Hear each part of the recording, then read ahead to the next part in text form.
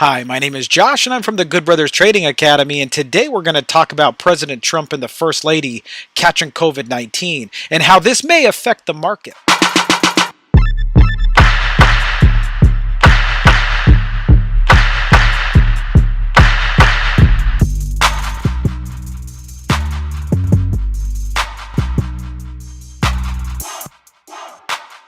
Now, today we got some unfortunate news. President Trump tweeted that him and the First Lady actually got tested and was tested positive for COVID-19. Now, before we get started and we talk about how the market may react to this, don't forget, thumbs up the video, subscribe to the channel, turn on the notification bell so every single time we upload new content, you will be first to be notified. Now, there's no other way to look at this other than this is bad news. This is very unfortunate. We don't want to see anybody catching COVID-19, especially our President of the United States.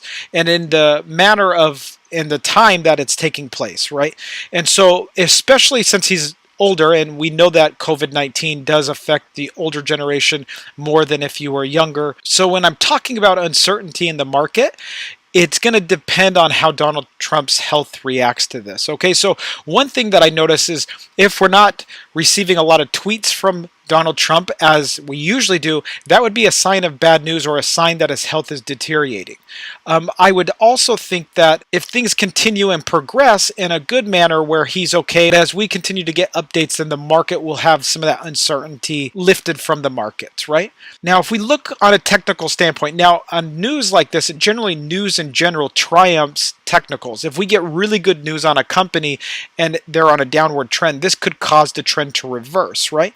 So if we line up our technicals accordingly with the news, then we have a higher probability of success. And if you've been following any of my stuff, you should know this by now, that I'm a big fan or an advocate of following technicals, finding technicals, and waiting for good news or bad news to come out in order to get that stock to get moving or to get that spark in that direction that we are looking for because the technicals are lining up. So what we want to do is we want to look at our higher time frames.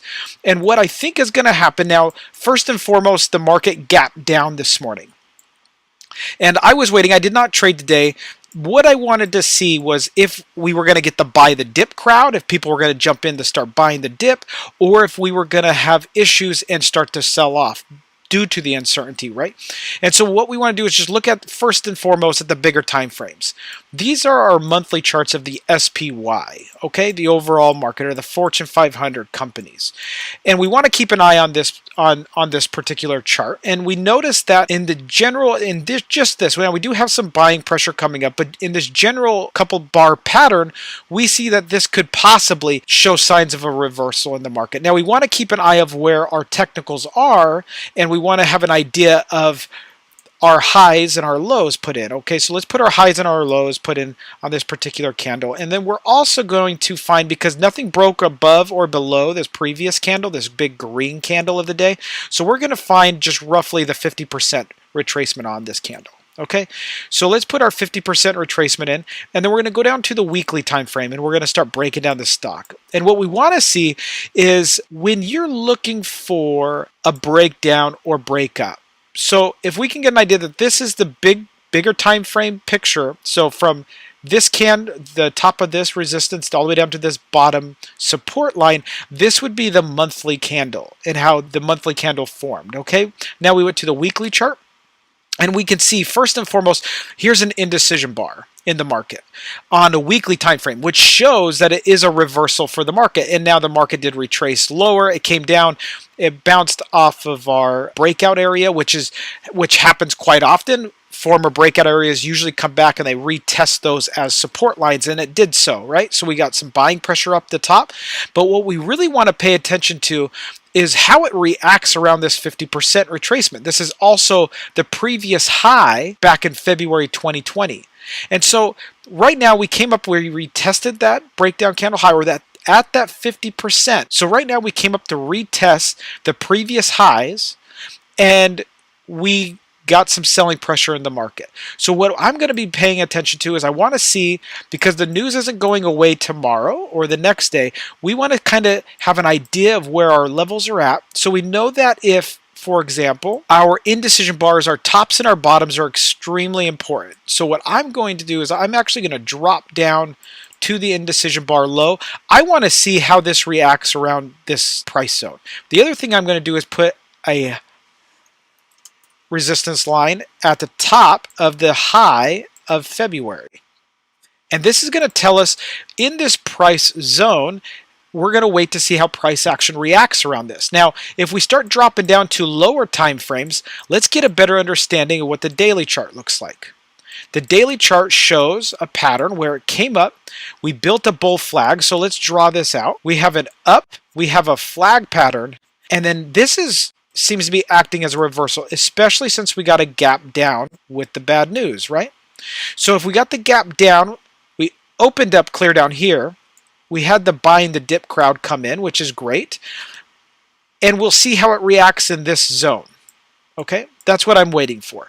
We don't know if the buy the dip crowd's going to show up, prop the market up. It's not a problem. We're just going to wait to see what the bigger sources of money are doing, the big money in the market. Let's wait to see what they do before taking some trades. Now, if you're an intraday trader, this is going to be critical or important to kind of keep an eye on. Okay, so we have the flag. It seems like we gapped down and they could have easily started pushing the market lower because this would have been a break of the pattern, the bull flag pattern. We gapped underneath it, it could have sold the market off, right? Instead, the buy the dip crowd came in and they're keeping the market in an upward direction. Now, we'll get into some of the stocks that I would like to pay attention to regardless of what happens to the overall market. Okay, so let's erase this and we'll go to a different chart, and I want to see what it's doing on a smaller time frame. Let's go and look at the 3-hour time frame. This was the daily chart.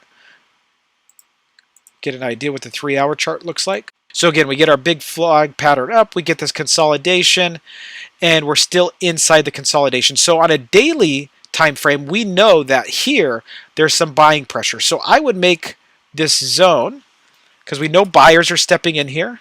So let's make this a zone. And what we're going to do is we're just going to fill this in.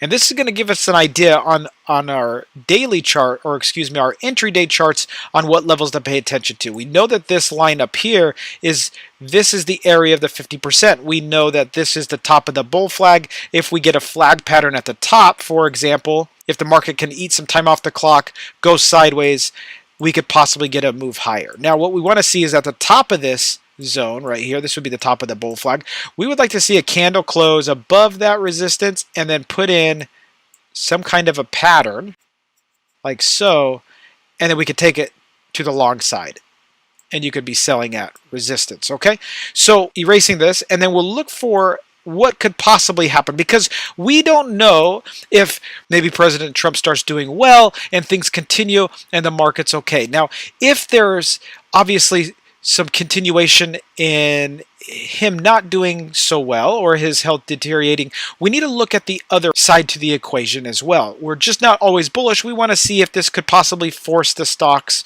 lower or this particular ETF lower, so we can look for the levels to capture the price movement or know direction when we're getting into our trades. If the market's trying to sell off and these levels are failing, you're not going to be buying the dip, you will be selling the rip. So as it pops, you'll be selling into instead of what we've been doing, buying low and trying to sell high, right?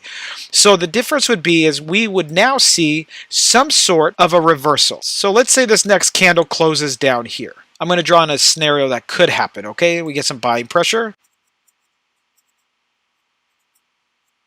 If we get a pattern that looks something like this, we could start to understand that we may still find buyers in this zone, because this is a buy zone. There's a lot of buyers that are showing up here, obviously keeping the stock price up for the last couple of days, right? So when we get something like this, we want to pay attention to the pattern that's forming on the charts, like so. And if we start seeing a failure, we can then start looking at taking the breakdown lower, right? Maybe to fill the gap, or it could continue and go to this next area where we found buyers at before, which should prove to at least slow the stock down, that's probably where you'd want to take profit. Okay, so we just need to be aware of the situation. Again, there's a lot of uncertainty out there in the market right now. The market does not like uncertainty. It's okay to be patient to get an understanding. I did not trade today because I was unaware that the dip was going to be bought up. I actually didn't even look at the charts. I just want to see how they reacted today. I got the bad news. I see the news came out.